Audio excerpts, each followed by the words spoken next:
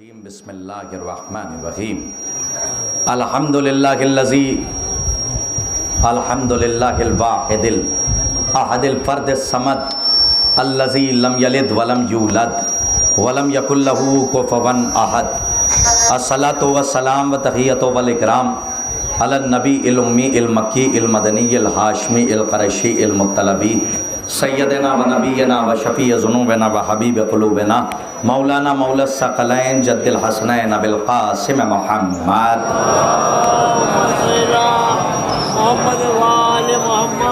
وعلی اہل بیتہ الطیبین الطاہرین المعصومین المظلومین المنتجبین المنتخبین ولعنۃ اللہ علی اعدائہم اجمعین من یومنا ھذا الی قیام یوم الدین اما بعد فقط قال اللہ قال رسول اللہ صلی اللہ علیہ وآلہ وسلم بسم اللہ الرحمن الرحیم من اراد اللہ بہ الخیر قذف فی قلبہ حب الحسین و حب زیارتہ نعرہ تکبیر نعرہ رسالت نعرہ حیدری لبیک یا حسین لبیک یا حسین حسینیت حسینیت یزیدیت یزیدیت بحمدللہ بتوفیق الہی و تائید محمد و آل محمد علیہ الصلوۃ والسلام مناقب آل اطہار علیہ الصلوۃ والسلام اور مصائب سرکار ابا عبداللہ الحسین علیہ الصلوۃ والسلام کا یہ طاہر و مطہر کارواں اپنی شان و شوکت کے ساتھ بڑی تیزی سے اپنی منزل مقصود کی طرف رواں ہے اور مسلسل معرکۃ الآراء خطبہ ذاکرین ادبا مفکرین محققین علماء کی معرکۃ الآراء تقاریر سے آپ کی فکریں دو چار ہو رہی ہیں، لیکن اپنے نوجوانوں کی خدمت میں ابتدائے کلام میں ایک بات عرض کرنا چاہتا ہوں۔ مجلس اور جلوس میں یہیں سے آپ آمادہ کریں گے اور دو روایتیں پڑھ کے میں التفات کربلا کی طرف کروں گا، لیکن آج ایک روایت پڑھنے کا جی چاہتا ہے۔ اگر یہ جملہ آپ تک پہنچ گیا تو پھر آپ بتائیں گے وہ روایت مجھ کو کیسے پہنچانی ہے اور کس طریقے سے آپ تک پہنچانی ہے۔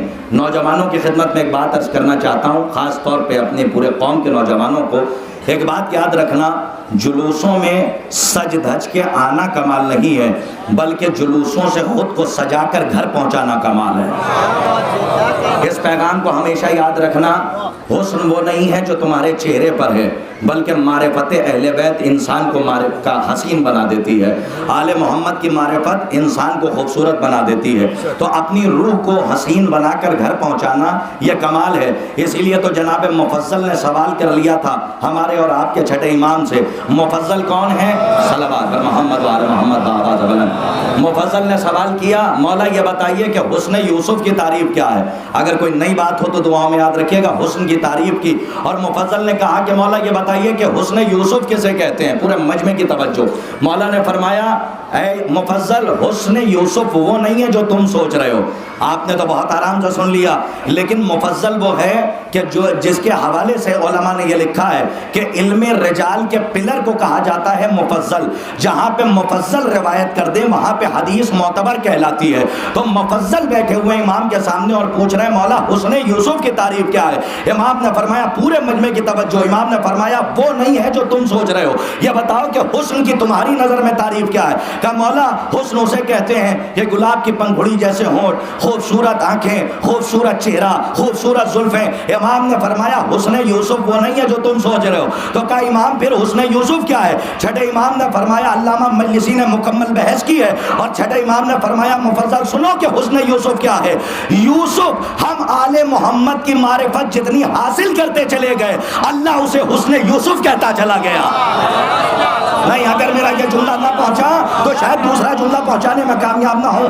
یہاں سے لے کر آخری مجمع تک جہاں تک میری آواز جا رہی ہے، حسن کسے کہتے ہیں؟ جسے آپ حسن سمجھ رہے ہیں وہ حسن نہیں ہے۔ آل محمد کی نظر میں حسین کون ہے؟ چھٹے امام نے فرمایا کہ یوسف جتنی ہم آل محمد کی معرفت حاصل کرتے چلے گئے اللہ اسے حسن یوسف کہتا چلا گیا۔ اب اتنا بڑا مجمع بیٹھا ہوا ہے، سارے ولایتی بیٹھے ہیں، فکر آپ کی نجف تک، تیر اپنے ہدف تک، پانی میں بہا رہا ہوں نشے وہ خود تلاش کر لے گا۔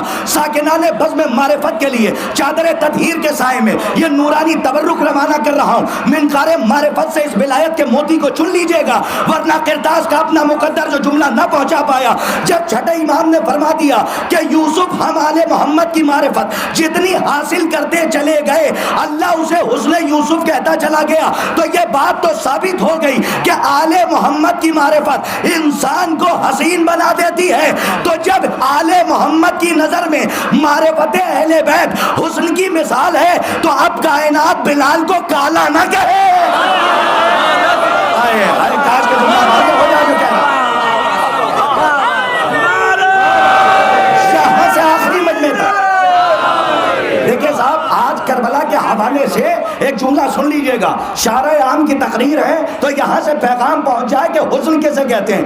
آپ کا جسم اسی مٹی میں مل کے رہ جائے گا لیکن محشر کے میدان میں علی کے چاہنے والے اور علی کے شیعوں کے اور حسین کے ماننے والوں کے چہرے چودھویں کے چاند کی طرح چمکیں گے اور لوگ دیکھ کے متحیر ہو جائیں گے. یہ چہرہ کیوں چمک رہا ہے؟ یہ چہرہ تو آپ زندگی میں سجا رہے تھے لیکن صرف معرفت اہل بیت کا صدقہ ہے کہ شیعوں کے علی کے چاہنے والوں کے چہرے محشر کے میدان میں چودھویں کے چاند کی طرح چمکیں گے. کیونکہ آل جملہ روانہ کر رہا ہوں، آل محمد کی نظر میں حسن وہ نہیں ہے جو تم سمجھ رہے ہو.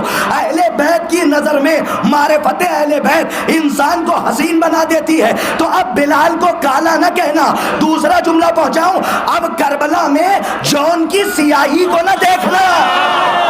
کاش کا جملہ واضح ہو جائے. پورے مجمع کی توجہ چاہ رہا ہوں. اگر جملہ پہنچے تو اتنا بڑا مجمع ہے چاہے جو قیمت لگائے، لیکن اس جملے کو یاد رکھنا. اب بلال کو کالا نہ کہنا، اب کربلا میں جون کی سیاہی کو نہ دیکھنا. ارے جون کے حسن کا کمال یہ ہے کہ اس کے حسین رخسار پہ حسین کے رخسار ہیں. جون کے حسن کا کمال. اور جاتے جاتے ایک بات یاد رکھنا، یہ کربلا کا میدان ہے اور کربلا لوگوں کو درس حریت دیتی ہے، سبق انسانیت دیتی ہے. اور یہاں سے اٹھ کے جائیے گا تو جانے کے بعد اپنے والدین کو جھک کے سلام کیجئے گا کہ آپ اس ماں کی گود میں پروان چڑھیں کہ جہاں پہ ذکر علی اور اولاد علی سنایا جاتا ہے. ارے وہ اور ہوں گے جو خواب میں یزید کو دیکھتے ہیں. میرا اگر جملہ پہنچے ایک جملہ کہہ جاؤ وہ اور ہوتے ہیں جو خواب میں یزید کو دیکھتے ہیں. اور سنو ایک جملہ کہہ رہا ہوں، اگر یہاں پہنچ گیا تو شاید پہنچانے میں کمال چلے بھائی یہ نہیں ہے کہ اس نے یزید کو خواب میں دیکھا. میں یہ سوچتا رہا دیکھ کے پہچانا کیسے.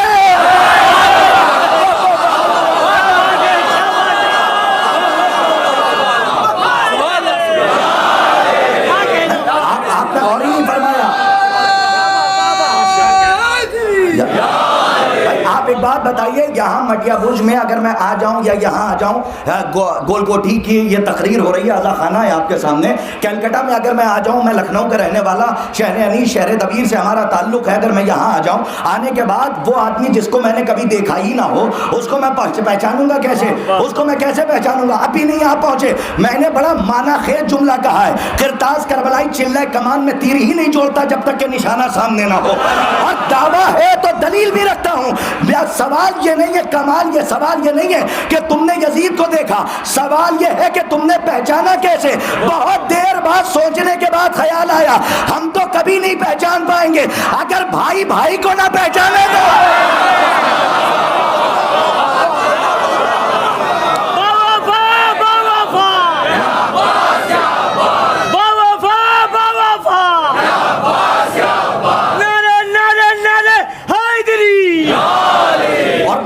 جلدی روش ادراک، روش عرفان پہ اپنے فکر کے رہبار کو مہمیز کرتے ہوئے باب شہر علم تک بڑی تیزی سے میرے ساتھ چلیے گا. صرف ایک روایت پڑھنے کے لیے تمہید کا خیمہ میں نے تانا ہے، اور اگر یہ روایت کا فقرہ آپ کے ذہن میں محفوظ ہو گیا تو قرطاس کربلائی کے آنے کا مقصد حل ہو جائے گا. پہلے تو یہ سمجھ لو کہ دین پہنچانا ہے یا منوانا ہے. جملہ بہت معنی خیز تھا اور اسے یاد رکھنا، دین پہنچانا ہے یا منوانا ہے. دین منوانا نہیں ہے نوجوانوں. آج قرطاس کربلائی کا یہ جملہ یاد رکھنا، دین پہنچانا ہے، زبردستی منوانا نہیں ہے. اور اس کا مطلب کیا؟ آج ہمارے کچھ نادان دوست یہ سمجھ بیٹھے ہیں کہ دین منوانا ہے، جو نہیں آنے والا ہے اسے زبردستی لے کر آ رہے ہیں۔ میری بات آپ تک نہیں پہنچی، اور میں آپ کو کربلا کے پلیٹ فارم سے ثابت کر رہا ہوں کہ دین پہنچانا ہے، دین منوانا نہیں ہے۔ ایران کے پاس ایک ملک ہے جس کو آذربائیجان کہتے ہیں، وہاں سے کچھ لوگ آئے، مولائے متقیان، فلک جناب عزت مآب ابو تراب مولائے غدیر کے، ایک ایک فقرے پہ کروڑوں نسلیں قربان ہو جائیں۔ یہی تو علامہ سے کسی نے پوچھ لیا تھا کہ علی کے بارے میں آپ کے کیا خیالات ہیں؟ انہوں نے کہا علی کی کیا بات کرتے ہو، علی نون والقلم، علی دین کا علم، علی خاتح ظلم و ستم، علی رحیہ کا ختم، علی صراط مستقیم، علی قلب سلیم، علی باد نسیم، علی صبا شمیم، علی اسلام کا تن، علی شاہ زمن، علی علم کی کرن، علی جمال حسن، علی تاجدار حالتا، علی نصیریوں کا خدا، علی سید العرب، علی نصیریوں کا رب، علی کلیوں کی چٹک، علی پھولوں کی مہک، علی سبز کی لہک، علی چڑیوں کی چہک، علی جد اللہ، علی جنب اللہ۔ یہی علامہ کو روک کے پوچھا گیا تھا کہ کب تک علی کے فضائل پڑھیے گا، تو انہوں نے کہا ہم سے کیا پوچھ رہے ہو، شافعی کی قبر کھودو اور قبر کھود کے شانہ ہلا کے پوچھو، مرتے مر گیا، پہچان نہ سکا میرا رب علی ہے یا جلی ہے؟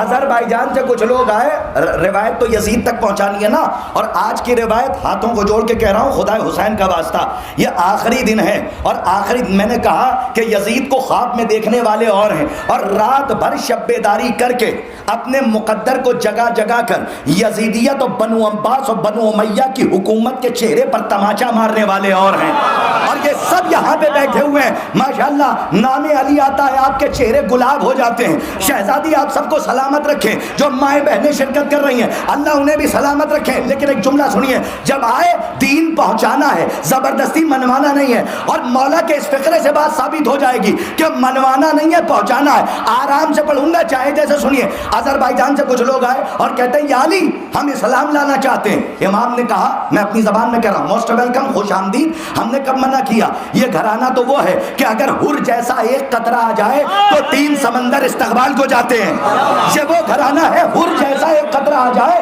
تو 3 سمندر استقبال کو جاتے ہیں۔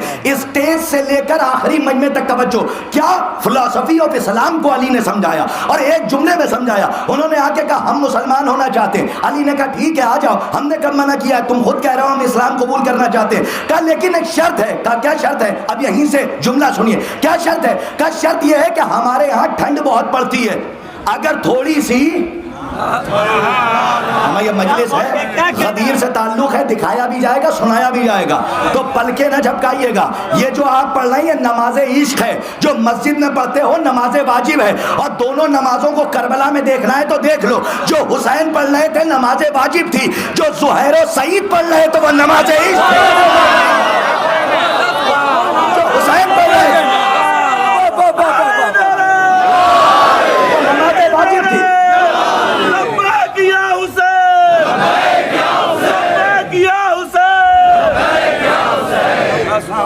جو زہیر و سعید پڑھ رہے تھے وہ نماز عشق، اور جو حسین پڑھ رہے تھے وہ نماز واجب تھی۔ آنے والے نے آ کے کہا کہ ہمارے ہاں تو ٹھنڈ پڑتی ہے زیادہ، تھوڑی سی اگر شراب پینے کی اجازت دے دے۔ سب جملہ ایک ہے علی کا، لیکن فلسفی آف اسلام کو سمجھا رہا کہ دین پہنچانا ہے، زبردستی منوانا نہیں ہے۔ اور جملہ سنیے، اب تک جو علی کہہ رہے تھے کہ آ جاؤ قبول کر لو، جیسے ہی انہوں نے اپنی مرضی کا اسلام چاہا، پرکاش کا جملہ واضح ہو جائے، جیسے ہی اپنی مرضی کا اسلام چاہا اور کہا کہ ہمیں تھوڑی سی پینے کی، شراب پینے کی اجازت دے دیں، جملہ ایک ہے قبول کیجئے، فوراً علی نے پلٹ کے کہا تم سے کس نے کہا کہ مسلمان ہو جاؤ؟ کاش کا جملہ واضح، تم سے کس نے کہا کہ مسلمان ہو جاؤ؟ اب میرے پاس زیادہ سے زیادہ 10 منٹ اور ہیں، مصائب کو لے کر اور فضائل کو لے کے، میں 10 منٹ میں فضائل کی وہ روایت اور التفات کربلا کی طرف اور تقریر پائے تکمیل تک پہنچ جائے۔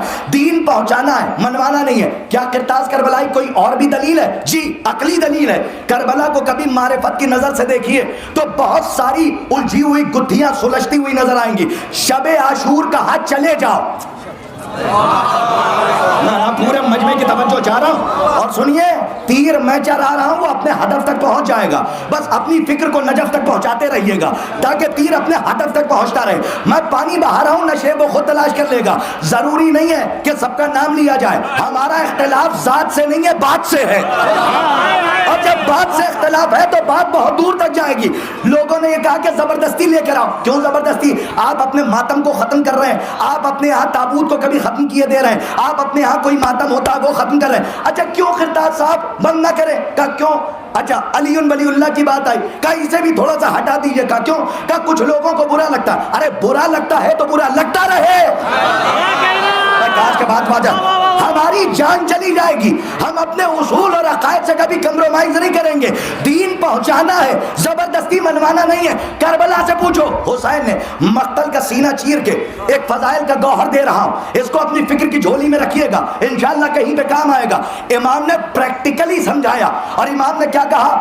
شب عاشور چراغ گل کیا، کہا چلے جاؤ جنت کی ضمانت میں لیتا ہوں۔ اتنے بڑے مجمع سے سوال کر سکتا ہوں، جب شب عاشور کہہ دیا تھا چلے جاؤ تو عصر عاشور یہ کیوں کہا؟ حل من ناصر ینصرنا؟ نہیں، ذرا جاگ کر سنیے، ایک بہت بڑا نتیجہ دینے جا رہا ہوں۔ جب شب عاشور کہہ دیا تھا چلے جاؤ تو عصر عاشور یہ کیوں کہا؟ ہے کوئی مددگار جو مدد کو آئے؟ کون نہیں؟ آدم پہ واجب تھا آئیں، عیسیٰ پہ واجب تھا آئیں، موسیٰ پہ واجب تھا آئیں۔ اگر مجمع تک جملہ پہنچے تو بولیے، اور آخری روایت اس کے بعد تقریر پائے تکمیل تک پہنچ جائے۔ شب عاشور کہا چلے جاؤ، اور عصر عاشور بلایا، کون نہیں آیا؟ انبیاء کی روحیں آئیں، اولیاء کی روحیں آئیں، زعفر جن آئے، لیکن حسین نے کیا کہا؟ مجھے مدد کی ضرورت نہیں ہے۔ اب سوال اور پیدا ہو گیا، جب مدد کی ضرورت نہیں تھی تو پھر بلایا کیوں تھا؟ اب بھی نہیں پہنچے آپ، شب عاشور کہا جاؤ، عصر عاشور کہا آؤ۔ شب عاشور سے لے کر عصر عاشور تک آ کے حسین نے قیامت تک کا فیصلہ کر دیا کہ یاد رکھنا، جو حق پہ ہوگا وہ چھوڑ کے جائے گا نہیں، جو باطل پہ ہوگا بلانے سے آئے گا۔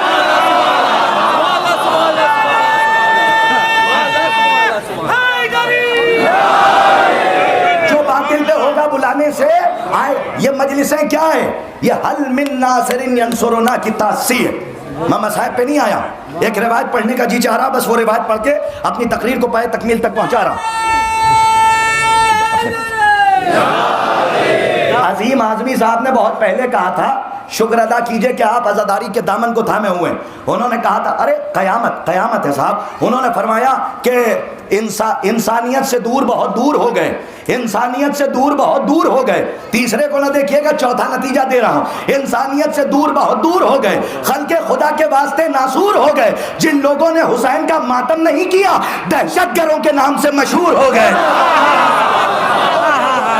شکر ادا کیجئے کہ جناب زینب ملکہ غیرت ملکہ حیا نے ایک ایسا پلیٹ فارم دے دیا کہ جہاں پہ پورا اسلام مل جاتا ہے، کہ جسے فرش عزائے حسین کہتے ہیں۔ اور سنو، جاتے جاتے ایک بات کہہ کر جا رہا ہوں، اور یہ آخری روایت کا فقرہ جہاں تک مجھے لانا تھا۔ دین پہنچانا ہے، منوانا نہیں ہے۔ جس یزید پہ آپ لعنت کرنے کے لیے بیٹھے ہیں، اور کچھ ایسے بھی مجہول النسب ہیں، ابتر زادے، کیا بات ہے، کیا بات ہے، کچھ ایسے بھی مجہول النسب ہیں کہ جو آج بھی یزید کو رضی اللہ کہنے پہ تلے ہوئے ہیں۔ ہاں، ایک ڈاکٹر کو دیکھا تھا جس نے حسین کے خلاف، ڈاکٹر سمجھ گئے نا؟ ہاں، ایک ڈاکٹر جو اپنے یہاں مشہور تھا، اپنے استاد محترم مرحوم مولانا اعجاز حسنین غدیری صاحب، یہ سارے ثواب کے لیے جملہ پڑھ رہا ہوں، یہ ان کا جملہ، انہوں نے نوٹ بندی کے زمانے میں یہ جملہ کہا تھا، اور اسی دور میں یہ مجہول النسب کا قصہ جو ہے مشہور ہوا۔ اس نے جب ائمہ کے خلاف پڑھا تو ہم پوچھ رہے تھے تمہارا ہے؟ وہ کہہ رہے تھے نہیں ہمارا نہیں ہے۔ ہم نے کہا یہ ڈاکٹر ہے کس کا؟ ہم نے بریلیوں سے پوچھا، حنفیوں سے پوچھا، مالکیوں سے پوچھا، انہوں نے کہا نہیں ہمارا نہیں ہے۔ تو ہم تو پہلے سے کہہ رہے ہیں ایسے لوگ ہمارے نہیں ہیں، چاہے جہاں مل جائیں، ہمارا نہیں ہے۔ یعنی ہر فرقہ کہہ رہا تھا یہ ڈاکٹر ہمارا نہیں ہے۔ تو مولانا اعجاز حسنین غدیری مرحوم اللہ درجات بلند فرمائے، نوٹ بندی کے زمانے میں یہ جملہ کہا تھا کہ ڈاکٹر ذاکر نائک نہ ہو گیا، 1000 کی نوٹ ہو گیا۔ جملہ واضح ہو جائے، ہاں، کوئی لینے کو تیار نہیں ہے صاحب۔ تو ایسے لوگ جو عزاداری کے خلاف بولتے ہیں وہ فضا میں پھٹ کے بکھر جاتے ہیں، کوئی پرسان حال نہیں ہوتا، باپ بھی اس کا نہیں ہوتا، ماں بھی اس کی نہیں ہوتی۔ یاد کرو وہ دن کہ جب خط آیا شام سے، امام حسین مطالبہ بیعت ہوا، بس آخری بات، اور مطالبہ بیعت جب ہوا تو حسین نے، تھک کے نہ سننا، امام حسین نے اس خط کا جواب دیا، کتاب کا حوالہ لیتے جاؤ، کتاب پڑھنے کا جنہیں شوق اور ذوق ہے وہ حوالہ لے لیں، کیونکہ آج کل لوگوں کو حوالہ بہت چاہیے نا، تو حوالہ لیجئے۔ کتاب کا نام ہے من المدینہ الی المدینہ، والیوم نمبر 1، والیوم نمبر 2، جہاں سے میں پڑھ رہا ہوں ساری روایتیں وہاں موجود ہیں۔ جس وقت خط آیا تو خط کا جواب حسین ابن علی نے دیا۔ تاریخ کہتی ہے جب یزید کو حسین نے خط لکھا، عجیب فقرہ، لم یلقب بلقبہ ولا یسلم علیہ، جب حسین نے یزید کو خط لکھا نہ کسی لقب سے نوازا نہ سلام لکھا۔ نہیں، جب تک 100% کو نہیں دیکھ لوں گا کہ آپ آمادہ نہیں ہیں تب تک میں جملہ نہیں روانہ کروں گا، اور یہ تاریخ کا جملہ ہے۔ امام نے جب یزید کے خط کا جواب دیا تو سلام نہیں لکھا۔ اب بھی کچھ لوگ نہیں پہنچے، عالم تذبذب میں ہے، جملہ بہت بڑا کہا ہے، امام مطلق سلام نہیں لکھ رہا ہے جب یزید کو خط لکھ رہا ہے، اب بھی نہیں پہنچے۔ امام کی سیرت ہے جب کسی مسلمان سے کلام کرتا ہے تو کلام سے پہلے سلام کرتا ہے، لیکن جب یزید کو خط لکھا تو حسین نے ٹھہرنا، حسین نے سلام نہیں لکھا۔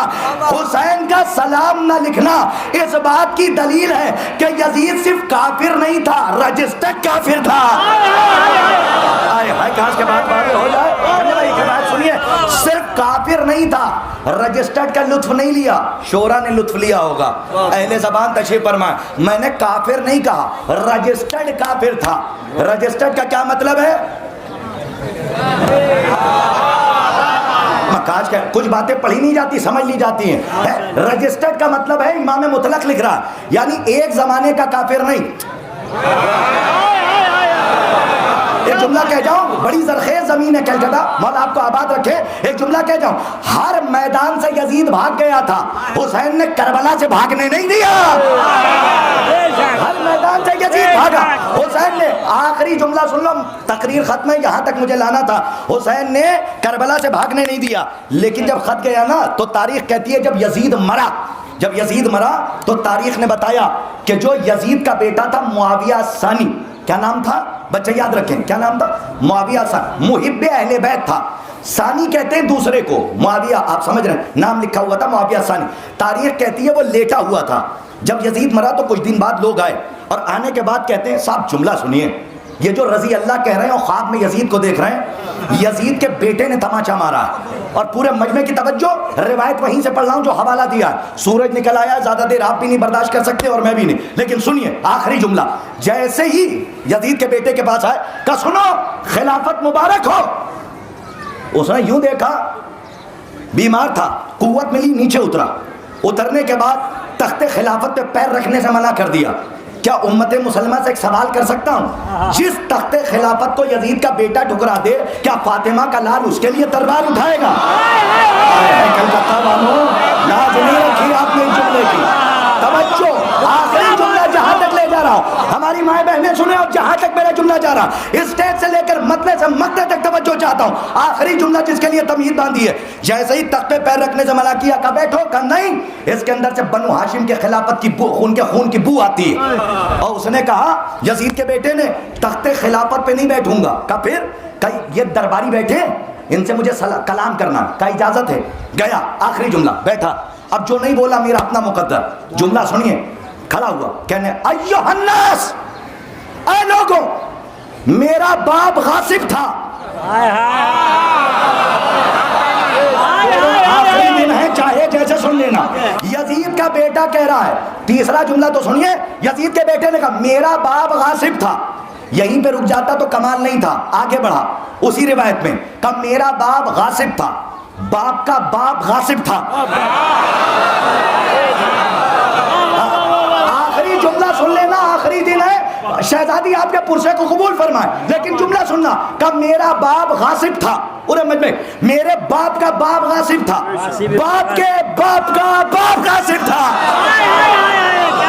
سب جملہ تو سنیے جہاں لے جا رہا ہوں، کہ باپ کے باپ کا باپ غاصب تھا۔ اب جیسے ہی باپ دادا پہ لعنتیں کرنا شروع کی یزید کے بیٹے نے، پیچھے سے جو عتبہ کی پوتی یزید کے گھر میں تھی، اس کی آواز بلند ہوئی، کاش کے پہنچانے میں. اس نے کہا تجھے شرم نہیں آتی دربار میں کھڑے ہو کر اپنے باپ دادا پہ لعنت کر رہا ہے؟ کاش کہ تو پیدا نہ ہوا ہوتا. یزید کے بیٹے نے پلٹ کے کہا اچھا ہوتا جو نہ پیدا ہوتا, کم سے کم دنیا مجھے یزید کا بیٹا تو نہ کہے.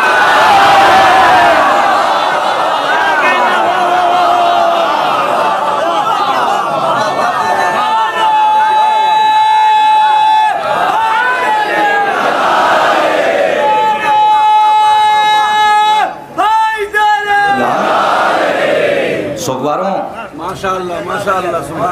خدا لعنت کرے ان پر کہ جو آج بھی یزید کے پیچھے پیچھے ہیں. اور ہم تو دعا کرتے ہیں جو یزید کو رضی اللہ بنانے پہ تلیں, اللہ ان کا حشر اسی کے ساتھ کرے.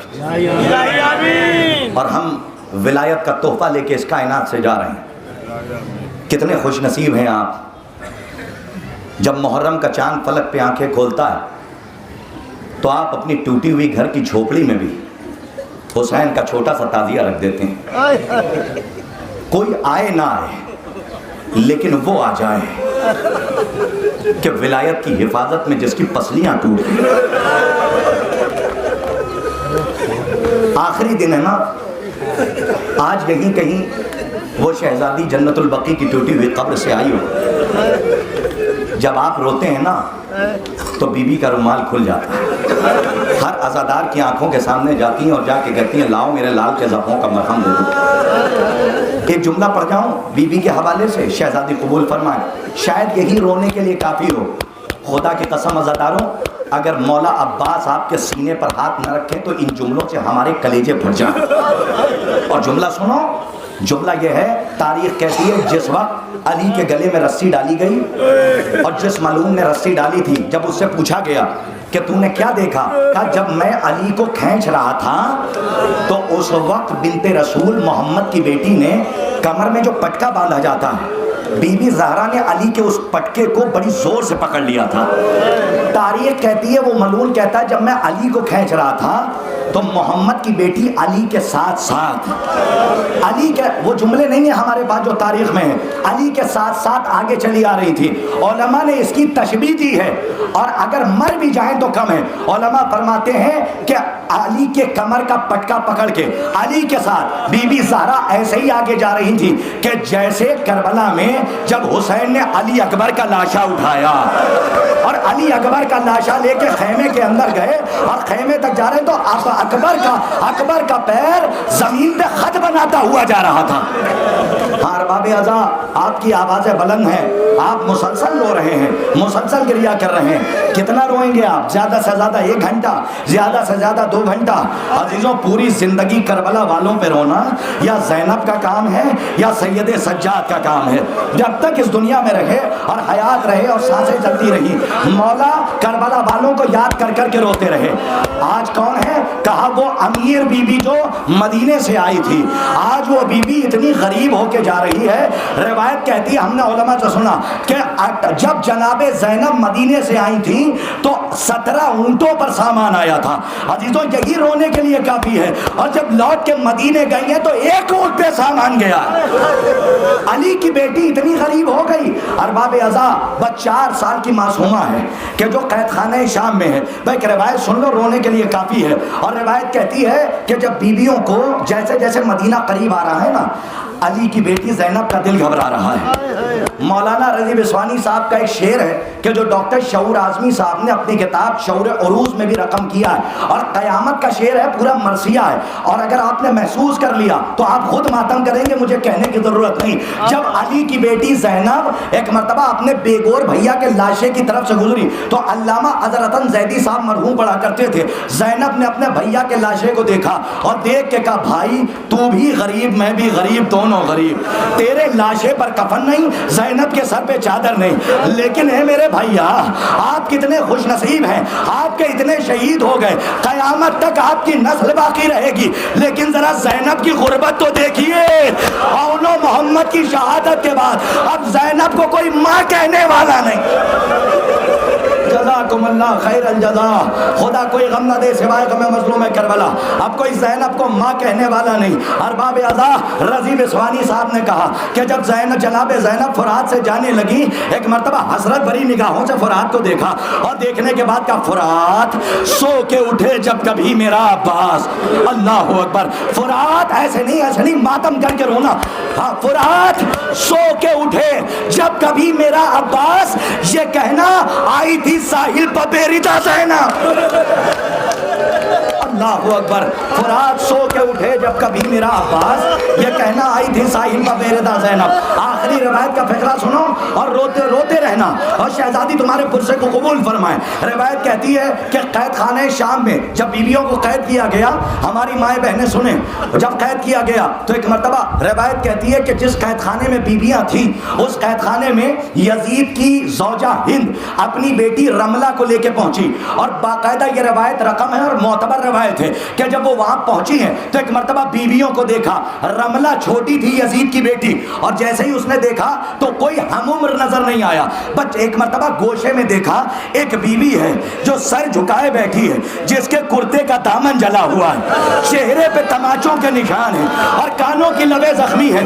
यजीद की बेटी रमला उसके पहलू में जाकर बैठ गई और जाने के बाद यही वो सवाल था जो जनाबे सज्जाद को भी रुलाता रहा, जनाबे ज़ैनब को भी रुलाता रहा। आज जनाबे सकीना से रमला निकल लिया। रमला ने कहा, बीबी कहाँ से आई हो? एक मरतबा सकीना ने कहा, बीबी मैं बता दूंगी मैं कहाँ से आई हूँ, लेकिन ये बताओ क्या तुम मोहम्मद क्या अल्लाह के नबी को जानती हो? कहा, उन्हें कौन नहीं जानता, वो तो हमारी उम्मत के नबी हैं, वो तो अल्लाह का आखिरी नबी है। रमला से बातें हो रही हैं जनाबे सकीना की। एक मरतबा जनाबे सकीना ने कहा, रोने के लिए एक ही जुमला काफ़ी है और तकरीर खत्म। जनाबे सकीना ने कहा, रमला ये बता क्या तू अली को भी जानती है? कहा, उन्हें कौन नहीं जानता, वो तो मोहम्मद के दामाद हैं। कहा, अच्छा क्या तू फातिमा को भी जानती है? कहा, हाँ मैं उन्हें भी जानती हूँ। कहा, वो तो मोहम्मद की बेटी हैं। कहा, अगर तू फातिमा को जानती है तो फिर हुसैन को भी जानती होगी। कहा, हाँ मैं हुसैन को भी पहचानती हूँ, वो तो मोहम्मद के नवासे हैं। एक मरतबा जनाबे सकीना ने फिक्रा कहा, अगर हुसैन को पहचानती है तो सकीना को भी पहचानती होगी।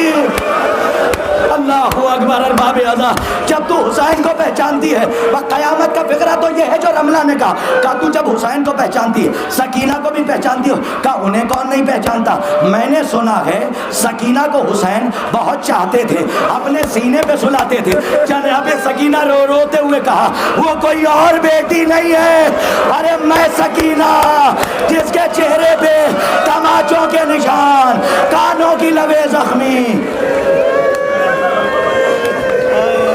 सयालमुल लज़ीना ज़लमू अय्यामन क़लबी यनक़लिबून इन्ना लिल्लाहि व इन्ना इलैहि राजिऊन। मातम